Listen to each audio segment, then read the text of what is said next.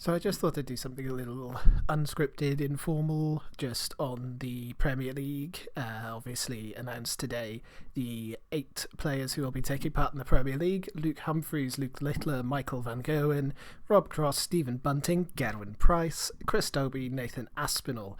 So first viewing, I quite like this lineup. I'm a big fan of everyone in this. I'm not too much of a Rob Cross fan, but when he's on and playing at the top of his game, he is good to watch.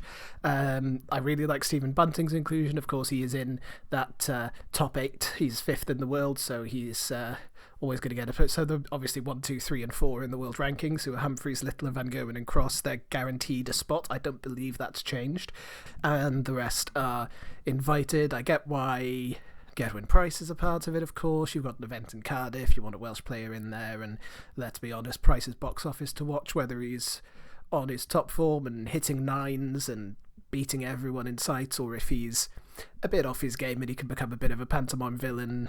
It's it's good viewing whenever Gerwin Price is about. So I get that. I've seen some people a bit critical of the inclusions of Chris Dobey and Nathan Aspinall. Obviously, Dave Chisnell is 6th in the world, Johnny Clayton is 7th, Damon Heta is 8th. None of them have made it. I know Johnny Clayton has kind of alluded to thinking about stepping back from darts soon, but I don't see him doing that now. Maybe next year after the 2026 World Championship, but I don't think Clayton's going to step away just yet. I am a bit disappointed that he didn't make it, of course, being a Welshie, but I do think this is a good lineup. I get the people who are like, well, why are 10 and 11 Dobey and Aspinall in it over Chisnell and Heta?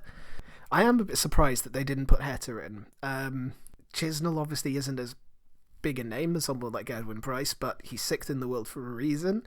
I know he hasn't won a major, but he's always there and thereabouts, winning on the Euro Tour. But I can see why they don't include him, because he's not a major winner. I've seen people question why Mike De Decker isn't there, but he did just win the Grand Prix and not do much else.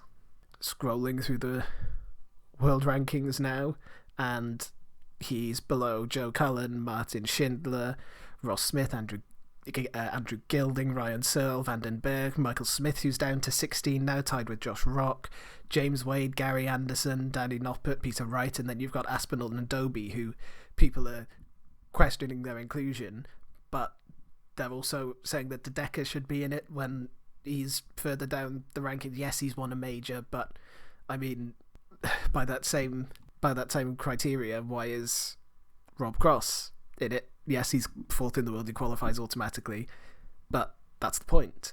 He's high in the world rankings, he's been consistent over the 2-year period, he's qualified automatically, yes, but if he was 5th and Bunting was 4th, if they switch positions, then I reckon Cross would be in it as well. Same, obviously Bunting's won the Masters, and that's why he's in it. Again, you can say Clayton, Heta, they haven't won anything. Yes, Dobey's win was last year. Aspinall, his win was 2023. That was what the Grand Prix, Grand Slam, one of the two. But they're in it for a reason, and you can go down the list and you could have said Andrew Gilding won the UK Open. Why wasn't it? That's not the criteria. And I know they set a bit of a weird precedent by waiting until after the Masters, and that's how Chris Dobey got in when he was in it in 2023. But yeah, the Premier League's always going to invite criticism. You had people a couple of years ago saying, why don't you expand it to 16 players? And yes, I get that. You get an extra round of competition each night, but the more time that you'd need. I mean, the event already runs from the UK time. It starts broadcasting at 7 o'clock. You get your first match at 10 past 7:15. Doesn't finish till 10:30, 11 o'clock. If you add another round, another 4 matches, another 8 matches, sorry, then you're going to have to start the event at 5 o'clock, and it's going to go all the way through the evening, and people are going to lose interest. I think the format they've got is good. I'll criticise the Premier League over and over again, but I do enjoy it, and it's great to see the top players in the world playing every week, where every Thursday you can sit down, tune into it, and there it is. I think the best thing about the Premier League is how it'll bring people into darts, how it retains people in the sport, especially after the World Championship. The people who watch Luke Littler I've done a video on Luke Littler, by the way. There was the only other video on this channel. If you haven't seen it, go and watch it. But people who watch Luke Littler get to the final last year in the World Championship. Where can I see him next? Premier League every week. He's on your television. Those are some of my rambling thoughts on the Premier League. I'm not sure if there's anything of value in this section of the video. I will just have a little bit of analysis, if you like. I obviously Luke Littler, the defending champion. Michael van Gerwen's won it a bunch. But other than that, no one in the tournament has won the Premier League. So I am not sure if we'll get a new winner. Because I do think if we're going to get a new winner, it's going to be Luke Humphries. Because I do think otherwise, I think it'll be Humphries, Littler or Van Gerwen. But it'll probably come down to 2 of the 3 in the final. And whoever's got the darts that day, whoever's on form that day is going to win it. Rob Cross, I feel like he just isn't ever quite there and able to get over the hump and finish it off recently. But I really hope he proves me wrong, because when he's playing his setup game, when he's hitting that double 18, and when everything's working for him, he is electric to watch and will be dangerous. Stephen Bunting, he just power scoring, and when he's on with his finishing, he can beat anyone in the world. What evaded him in the World Championship against Littler is he was scoring really well and getting down to the finishing, but it was his finishing that was letting him down. And Littler was clinical, surgical, took out those finishing 6-1. But Bunting didn't play that badly. He scored really well, he set up quite well, but it was the finishing. Gerwyn Price, on his day, can thrash anyone in this field. If he's not on his day, he gets thrashed by anyone in this field, and he's having trouble with tops.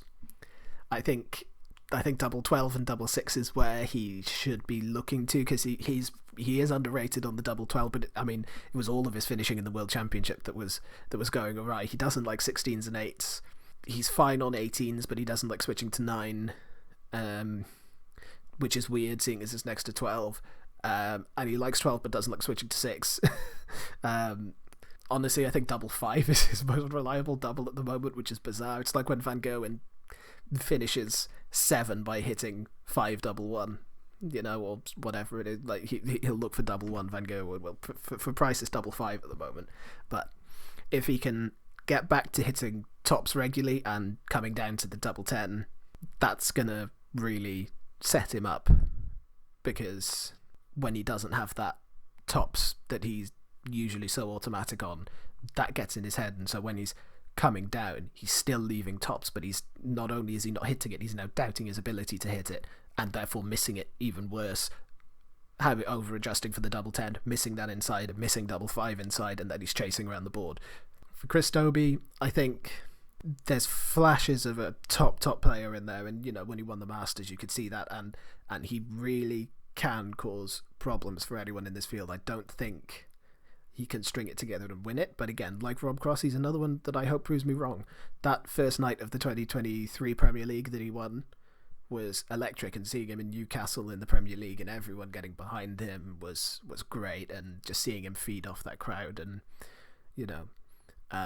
when he took out that 170 in his first Premier League night was electric, and that's the Chris Dobey we want to see. And likewise, Nathan Aspinall, when he's just firing it, like I mentioned about Stephen Bunting, the power scoring, the 2 treble visits from Aspinall, when he's sometimes you can just tell when that first one goes into the bed that he's going to fill it up and hit a max. He's just irresistible when he can keep hitting that treble 20 bed non-stop, and the confidence that you see that flow through him and how it then trickles down to his finishing, that is one hell of a player. But he doesn't seem to be able to activate that as much recently. You saw it in his loss in the World Championship to Littler, where he was so often having to reset himself. He does it a lot, and it works. It's like when he sort of almost like goes to throw and feels it off, and just resets, steps away, gets back into his motion, and then goes for it again. And normally he can do that, second nature without thinking, but you could see in the Littler game he started laughing and smiling. He knew that it was upsetting him, and he knew there was nothing he could do about it, but he was still having to re-grip the dart and find something. But if he is on and is scoring like he can, again, he can cause problems for anyone in this field. But over the course of 16 weeks and then week 17 in the final, I don't think any of the other 5 can match Humphries, Littler or Van Gerwen. And, you know, we've seen some wobbles from Van Gerwen, and he really didn't look himself in the World Championship final, which was really surprising to see. That, and I said in that video I did on Luke Littler that Littler seemed so calm and so like he'd been there a million times. Yes, it's his second final back-to-back, but, you know, it's still 2 finals and he's 17 years old. Van Gerwen's been in so many major finals. He's won, 47 majors, I think, and 3 world titles, and just from the start, it looked like he was more nervous than Luke Littler. And that's a rarity for Michael Van Gerwen, but I still think over the course of 16 weeks, it's going to be one of those 3. But I hope I'm wrong. I'd love to see one of the other 5 win it. I'd love to see Cross, Bunting, Price, Dobie. Obviously, I'd love to see Price win it, but I'd love to see any of the others win it. Just to you know, shake things up a bit. And, you know, there's no surprise that Little is the favourite defending champion. Humphries, the finalist last year, is second favourite. MVG is third favourite, and he's champion of 2023. And the other 5 just need to find their A game at the right time, and they can genuinely challenge for this. But we know how hard that is to do from the amount of look at when Johnny Clayton topped the table in, what was it, 22? I think it was 22. Johnny Clayton topped the table. Joe Cullen just snuck in, and then Cullen beat Clayton, gets to the final, and is within a dart of beating Van Gerwen on debut.